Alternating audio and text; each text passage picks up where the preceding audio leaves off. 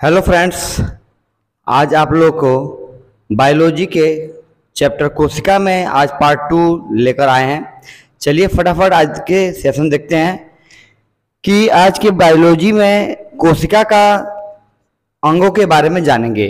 सबसे पहले कोशिका के अंग में सबसे पहले हम कोशिका झिल्ली के बारे में जानेंगे, जिसको अंग्रेजी में बोलते हैं सेल मेम्ब्रेन।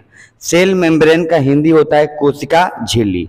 ठीक है, देखें फ्रेंड्स, कह रहा है कि सबसे पहले हम जानेंगे कि यह कोशिका झिल्ली जो होती है जंतु एवं पादप दोनों में पाई जाती है। कभी कभार ये क्वेश्चन पूछ लेता है बीपीएससी टीआरई कि कोशिका झिल्ली किसमें पाया जाता है, जंतु पादप दोनों में क्या होता है, पाया जाता है। ये ध्यान देना है। ऑप्शन आपका दूसरा है क्वेश्चन, कोशिका के अंदर के सभी अवयव इसी झिल्ली के अंदर क्या करते हैं, रहते हैं। ये जो झिल्ली है, इस झिल्ली के अंदर जितनी कोशिकाओं का जो पार्ट होते हैं, अंग होते हैं, वो सब के सब वह इसी कोशिका झिल्ली के अंदर क्या होता है, पाया जाता है। नंबर 3 कह रहा है कि यह कोशिका के अंदर जाने वाले पदार्थों को क्या करता है, नियंत्रित करता है। अगर झिल्ली के ऊपर मान लेते हैं कोशिका झिल्ली है, अंग उसके अंदर है, तो उसके अंदर अंगों के अंदर जाने के लिए सबसे पहले कोशिका झिल्ली के पार्ट को क्या करना होता है, भेदना होता है। समझ रहे हैं ना। तो आपको यहाँ पे कह रहा है कि कोशिका के अंदर जाने वाले पदार्थ को क्या करता है, नियंत्रित करता है। कौन पदार्थ कोशिका झिल्ली के अंदर जाएगा, कौन नहीं जाएगा, उसको कंट्रोल कौन करता है, हमारा कोशिका झिल्ली करती है। नंबर 4 कह रहा है कोशिका झिल्ली एक अर्धपारगम्य झिल्ली है। समझ रहे हैं ना। अर्धपारगम्य झिल्ली का मतलब होता है कि कुछ ही वस्तु को अंदर जाने देता है, कुछ ही वस्तु को अंदर जाने देगा और कुछ वस्तु को अंदर जाने नहीं देगा। इसलिए कोशिका झिल्ली जो है वह एक अर्धपारगम्य झिल्ली है। 5वां है कि कोशिका झिल्ली को प्लाज्मा झिल्ली के नाम से भी हम क्या करते हैं, जानते हैं। इसके एक नया नाम जान लीजिएगा, कोशिका झिल्ली को प्लाज्मा झिल्ली के नाम से क्या करते हैं, हम लोग जानते हैं। ठीक है, चलिए फटाफट इसका एक स्क्रीनशॉट ले लीजिए। चलते हैं इसके कोशिका अंग नंबर दूसरा पेज। चलिए आप लोग स्क्रीनशॉट ले लिए हैं। अब चलते हैं हम कोशिका के अंग के हम दूसरे अंग के बारे में हम जानते हैं। दूसरा अंग के नाम है कोशिका भित्ति, अंग्रेजी में बोलते हैं सेल वॉल। सेल वॉल को हिंदी में कोशिका भित्ति कहते हैं। सेल मतलब होता है कोशिका, वॉल मतलब दीवाल। दीवाल को बायोलॉजी के भाषा में भित्ति बोलते हैं। ठीक है, चलिए कोशिका भित्ति के बारे में जानते हैं। यहाँ से भी पेपर में क्या किया जाता है, क्वेश्चन आपसे इंपॉर्टेंट पूछा जाता है। चलिए फटाफट देखते हैं क्या है। कोशिका भित्ति जो होती है वह किसकी बनी होती है, पूछेगा आपसे कोशिका भित्ति जो होती है किसकी बनी होती है, तो आपका आंसर आता है निकलकर सेलुलोज की बनी होती है। ये ध्यान देना, आपको पूछेगा कि कोशिका भित्ति जो है किसकी बनी होती है, तो आपका आंसर आता है वहाँ पे सेलुलोज की बनी होती है। अच्छा, दूसरा क्वेश्चन आपसे पूछेगा कि कोशिका भित्ति किसमें पाई जाती है। क्या कोशिका भित्ति किसमें पाई जाती है, तो आपका आंसर निकल के आएगा कि कोशिका भित्ति केवल पादपों में क्या होती है, पाई जाती है, न कि आपको जंतु में पाई जाती है। जंतु में बिल्कुल ही जंतु में बिल्कुल ही क्या होता है, कोशिका भित्ति नहीं पाई जाती है, बल्कि यह केवल किसमें पाई जाती है, पादपों में पाई जाती है। तीसरा आप जान लीजिएगा, इंपॉर्टेंट पॉइंट है, ये पादपों में पाई जाती है, लेकिन ये पेड़ पौधों को क्या करती है बाबू, सुरक्षा प्रदान करती है। पूछेगा कोशिका भित्ति पेड़ पौधे को क्या कार्य करती है, पेड़ पौधे में क्या कार्य करती है, तब बताएंगे पेड़ पौधे को क्या करती है, सुरक्षा प्रदान करती है। आगे बढ़ेंगे, नोट में काफी एक इंपॉर्टेंट पॉइंट है, यहाँ पर ध्यान दीजिएगा, जो पेपर के अंदर कई बार पूछ चुका है। कह रहा है नोट में कि जीवाणु एक पादप होते हैं। जीवाणु जो होते हैं एक प्रकार के क्या होते हैं भाई, पादप होते हैं, लेकिन जिसकी कोशिका भित्ति मतलब वह पादप है, उसकी कोशिका भित्ति पूछता है किसकी बनी होती है, बताइएगा पेप्टिडो, क्या बताएंगे, पेप्टिडो ग्लाइकेन की क्या होती है, बनी होती है। ये किसकी बनी होती है, यह आपकी कोशिका भित्ति जो होती है पादपों की बनी होती है। नोट नंबर 2 में जान लीजिएगा कि कवक, जो कवक होते हैं वो कवक की कोशिका भित्ति किसकी बनी होती है, तो आपका आंसर निकल के आएगा काइटिन की बनी होती है। ये आपको आंसर देना है, कवक की कोशिका भित्ति काइटिन की बनी होती है। ठीक है फ्रेंड्स, चलिए फटाफट इसका भी एक स्क्रीनशॉट ले लीजिए। चलते हैं कोशिका के अंग के तीसरे पार्ट में। चलिए उतार लिए। चलिए अब चलते हैं कोशिका के अंग के तीसरे भाग में, तीसरे अंग में चलते हैं। कहता है कि तीसरा अंग का नाम है माइटोकॉन्ड्रिया। माइटोकॉन्ड्रिया को हिंदी में हम कहते हैं सूत्रकणिका। ठीक है, माइटोकॉन्ड्रिया के सबसे पहले पॉइंट नंबर 1 जानेंगे कि माइटोकॉन्ड्रिया की खोज किसने किया था। क्वेश्चन क्या है आपसे कि माइटोकॉन्ड्रिया की खोज किसने किया था, तो आपका आंसर निकल के आएगा यहाँ पे कि माइटोकॉन्ड्रिया खोज जो किए थे उसका नाम था अल्टमैन। क्या नाम था उन व्यक्ति का नाम? अल्टमैन था। दूसरी पॉइंट हमारी है माइटोकॉन्ड्रिया में श्वसन क्रिया कौन सी होती है, तो आप याद रखिएगा ऑक्सी श्वसन होता है, अनॉक्सी नहीं होता है, ऑक्सी होता है। ऑप्शन अनॉक्सी भी होगा और ऑक्सी भी होगा, तो आपका राइट आंसर लगाना है यहाँ पे ऑक्सी श्वसन होता है। तीसरी पॉइंट आप याद रखेंगे कि माइटोकॉन्ड्रिया में कौन सा चक्र चलता है, तो याद रखिएगा माइटोकॉन्ड्रिया में क्रेब्स चक्र क्या होता है? चलता है। क्वेश्चन पूछेगा कि माइटोकॉन्ड्रिया में कौन सा चक्र चलता है, तो आपका आंसर निकल कर वहाँ पे आएगा कि माइटोकॉन्ड्रिया में जो है कि क्रेब्स नामक चक्र क्या करता है? चलता है।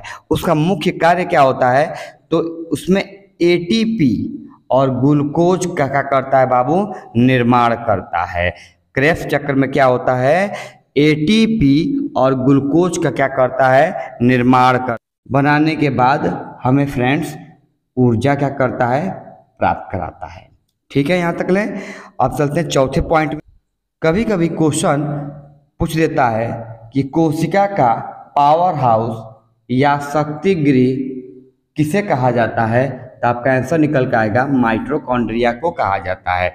तो हमने इसका क्वेश्चन ही बना दिया यहाँ पे कि क्रेब्स चक्र चलता है जिससे कोशिका के अंदर एटीपी और ग्लूकोज का क्या करता है? निर्माण करता है, जिससे हमें क्या बनता है? ऊर्जा प्राप्त होता है। इसी कारण हमें कोशिका का पावर हाउस या शक्ति गृह कहते हैं। पांचवा और काफ़ी इंपॉर्टेंट पॉइंट है, माइटोकॉन्ड्रिया के आंतरिक जो दीवार होती है उसका क्या नाम है, तो माइटोकॉन्ड्रिया का आंतरिक दीवार जो होती है उसका नाम है क्रिस्टी। क्या नाम है? क्रिस्टी। ये काफ़ी इंपॉर्टेंट है, इसको आप टिक लगा लीजिएगा। ठीक है, चलिए फटाफट इसका स्क्रीनशॉट ले लीजिए।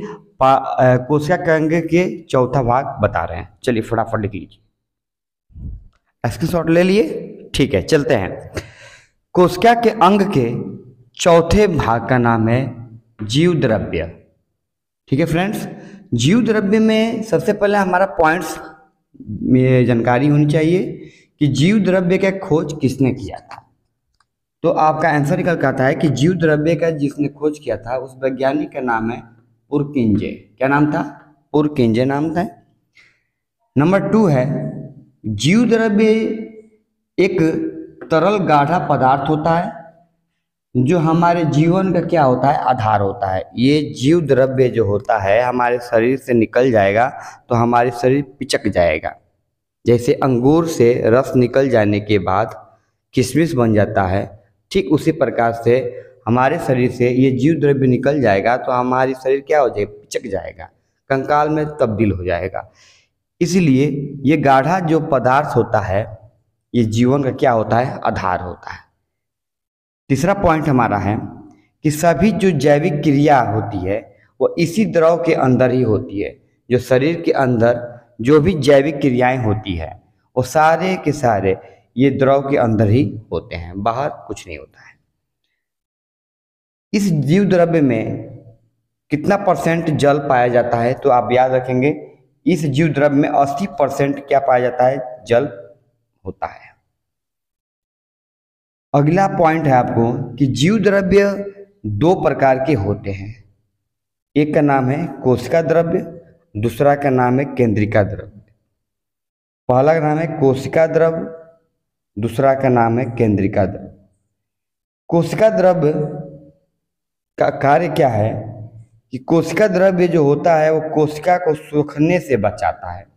जो हमारे बॉडी के अंदर कोशिका है उस कोशिका के अंदर जो क्या होते हैं बाबू, कोशिका के अंदर फ्रेंड्स, कोशिका के अंदर जो द्रव पाए जाते हैं जिसे हम कोशिका द्रव कहते हैं, वह हमारे कोशिका को सूखने से क्या करता है, बचाता है। ठीक है, चलिए फटाफट आप क्या करें, पहले एक प्यारा सा स्क्रीनशॉट लीजिए, इसके बाद अगला हम अंक के बारे में बता रहे हैं। चलिए स्क्रीनशॉट ले लिए। चलिए फ्रेंड्स, कोशिका के अंग में पांचवा भाग के बारे में जानते हैं। पांचवा भाग के नाम है अंतःप्रद्रव्य जालिका, जिसको अंग्रेजी में बोलते हैं एंडोप्लाज्मिक रेटिकुलर, संक्षेप में इसे ER के नाम से जानते हैं। इसमें यहाँ से क्वेश्चन पेपर में बहुत सारे क्वेश्चन उठाते हैं, ध्यान से देखेंगे। अंतःप्रद्रव्य जालिका को हम अंग्रेजी में एंडोप्लाज्मिक रेटिकुलर कहते हैं। वह जो होता है कोशिका के अंदर आंतरिक सहायता करता है, इसलिए कोशिका का आंतरिक कंकाल कहते हैं। अगर आपसे पेपर में क्वेश्चन पूछता है कि कोशिका का आंतरिक कंकाल किसे कहते हैं, तो आपका आंसर निकल कर आना चाहिए अंतःप्रद्रव्य जालिका या एंडोप्लाज्मिक रेटिकुलर करिए, या संक्षेप में आप ER कह सकते हैं। ये काफ़ी इंपॉर्टेंट है, इसको आप लोग हेडिंग लगा लीजिएगा। कोशिका का आंतरिक कंकाल किसे कहते हैं, कोशिका किस अंग को कहते हैं, तो एंडोप्लाज्मिक रेटिकुलर कहते हैं। नंबर 2 पॉइंट है कि एंडोप्लाज्मिक रेटिकुलर कितने प्रकार के होते हैं, तो इसका आंसर आपका होता है कि 2 प्रकार के होते हैं। क्या क्या नाम है, पहला का नाम है स्मूथ एंडोप्लाज्मिक रेटिकुलर और दूसरा है आपका रफ एंडोप्लाज्मिक रेटिकुलर। पारी पारी से इनके बारे में जानेंगे। सबसे पहले हम जान लेते हैं कि स्मूथ एंडोप्लाज्मिक रेटिकुलर का काम क्या है। तो ये जो होता है कोशिका के अंदर कार्बोहाइड्रेट और वसा का क्या करता है, निर्माण करता है। फ्रेंड्स, ये बहुत ही काफ़ी इंपॉर्टेंट पॉइंट्स हैं कि कोशिका के अंदर कार्बोहाइड्रेट तथा वसा का निर्माण कहाँ होता है, तो आपका आंसर निकल के आएगा वहाँ पे कि स्मूथ एंडोप्लाज्मिक रेटिकुलर में कार्बोहाइड्रेट एवं वसा का निर्माण होता है। काफ़ी इंपॉर्टेंट पॉइंट है। दूसरी पॉइंट हमारी है यहाँ पे रफ एंडोप्लाज्मिक रेटिकुलर। रफ जो होता है खुरदुरे टाइप का होता है, ये आपका एक भाग होता है जिसपे छोटे छोटे धब्बे होते हैं, ऐसे ये खुरदुरे होते हैं। और जो हमारे पॉइंट दूसरा है रफ एंडोप्लाज्मिक रेटिकुलर, जो हमने बताया रफ में जो है छोटे छोटे कांटेनुमा संरचनाएं होती है, जिसे हम क्या कहते हैं, राइबोसोम कहते हैं। यही राइबोसोम क्या करता है, प्रोटीन का निर्माण करता है।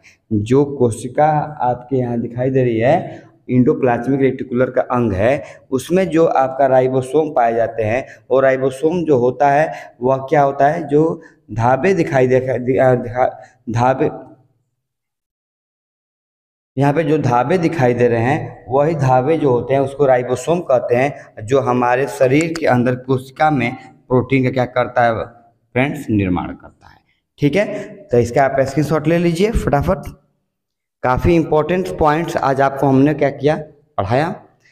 ये सारे जितने भी पढ़ा रहे हैं इसको आप अच्छे से और तैयारी कर लिए तो आपके पेपर के अंदर एक भी क्वेश्चन छूटने वाले नहीं हैं, सब के सब कर लेंगे और आप अच्छे नंबरों से पास हो जाएंगे। ठीक है, तो हम मिलते हैं पार्ट 3 में। अभी आज कोशिका के अंग में 5 भाग ही पढ़ा है, अभी इसमें 5 भाग और हैं जो हम पार्ट 3 में मिलेंगे। और इसमें कुछ त्रुटियां हो तो आप बिल्कुल कमेंट बॉक्स में बताइए। ज़्यादा से ज़्यादा इस वीडियो को शेयर करिए। जो भी हमारे फ्रेंड्स हमारे चैनल पर नए होंगे तो बिल्कुल सब्सक्राइब कर लेंगे और बेल आइकन को प्रेस करेंगे। ठीक है, मिलते हैं हम फ्रेंड्स अगले पार्ट 3 में। Thanks for the watching video. जय हिंद।